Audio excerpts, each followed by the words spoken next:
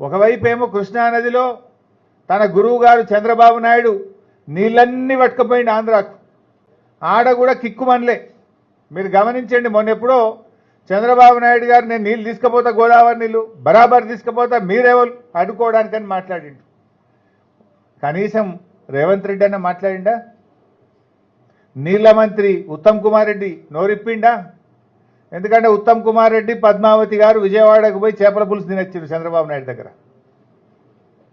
రేవంత్ రెడ్డి ఏమో చంద్రబాబు నాయుడును ప్రజాభవన్కు పిలిచి ఈ మధ్య అడుగులకు మడుగులు వచ్చి ఆయనకు పాదపూజ చేసిండు.